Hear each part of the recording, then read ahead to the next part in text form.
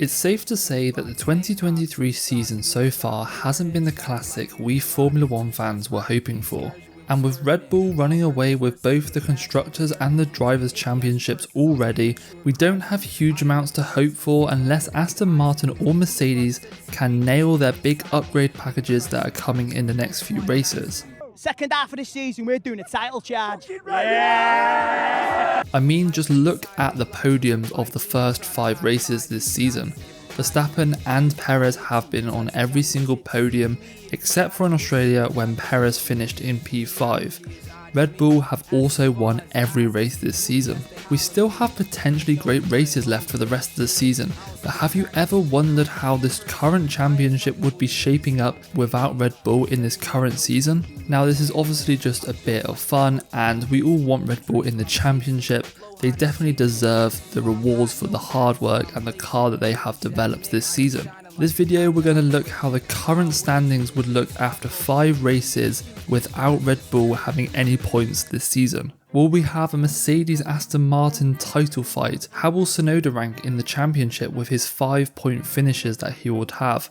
And will we have a much closer pack at the front of the field fighting for the championship? Your initial thoughts might be, well, it would be exactly the same as the current season, but just without Verstappen and Perez. But this isn't the case as the points aren't awarded linearly. Also, one additional point is awarded to the driver with the fastest lap, but they will be required to finish in the top 10 to still get this point. So let's have a look at the opening 5 rounds.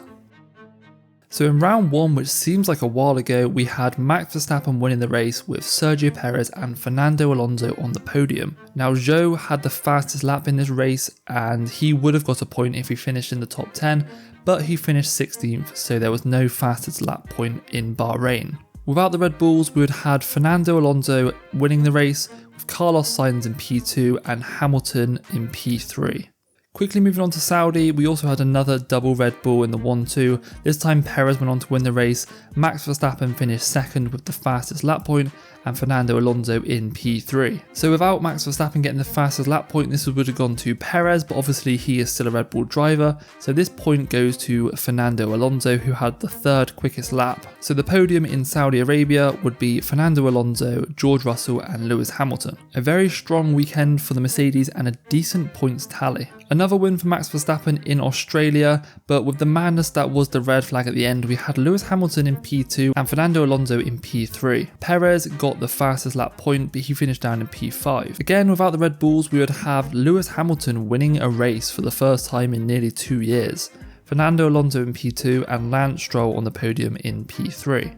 Without Perez getting the fastest lap, the second fastest was Max Verstappen, and obviously he can't have it, so we'll go to 3rd fastest, and this goes down to Carlos Sainz in P10. Now he just gets the point even though we had that 5-second penalty, and with the revised championship he only actually got 1 other point. Moving on to Baku, and we had the first sprint race. Now there's no fastest lap points in the sprint race, but the podium was Perez, Leclerc and Verstappen after Verstappen took some damage colliding with George Russell. Taking out the Red Bulls from the sprint, this gives us a Charles Leclerc win, George Russell in P2 and Sainz in P3. Now on to the race in Baku. Perez obviously had another great day, getting the win, Verstappen in P2 and Leclerc in P3, with George Russell getting the fastest lap. Taking out these Red Bulls, we would have Leclerc, Alonso and Sainz on the podium.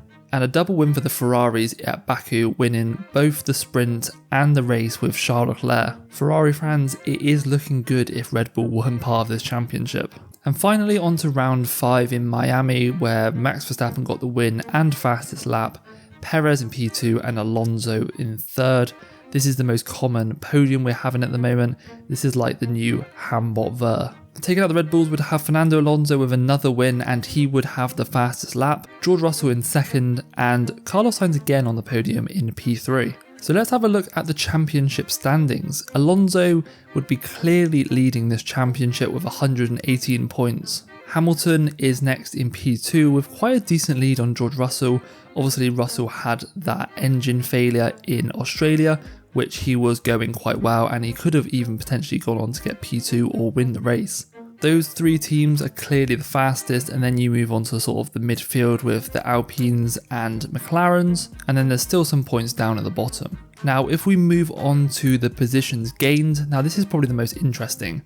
So the top 6 actually don't gain any positions. I've assumed P1 is the equivalent to sort of P3 at the moment, where Alonso sits behind Verstappen and Perez. But if you imagine they were still there, P1 to P6 don't gain any positions. Now this is probably because they have a lot more points, so there's less variation when you're dealing with small points. But towards the bottom of the field, it does change a lot. Gasly gains a place up to P7, Norris drops down to P8. Tsunoda would have had 5 points finishes from 5 rounds if this was the case, and he would be up 4 places from where he currently sits in the championship. Hülkenberg drops 2, Piastri sits where he is, Bottas drops another 2, Albon gains a spot, and Zhou drops 3 positions. So with Red Bull out, the points gap at the top is still fairly large, to be honest, and we only see Aston, Mercedes and Ferrari on the podium. Now I'm personally looking forward to the rest of the season,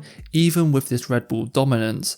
Mercedes are bringing their new B-Spec car to Imola. This is a completely different concept from the start of the 2021 new regulations until now. We also have Aston Martin finishing 7th, and they have a huge amount of development advantage on the top teams. So for example, Red Bull would get 70% of the potential allocation for the wind tunnel runs and aero development time, compared to the rest of the grid. Because of the cost cap breach, this is reduced by another 7%, so they only actually get 63% of the total. Aston Martin in 7th would get 100%, and Williams all the way down in 10th would get 115%. So Aston Martin now, with potentially the second quickest car, are looking quite competitive for the rest of this season, with a huge amount of wind tunnel time, and they've still got their new facilities to play with.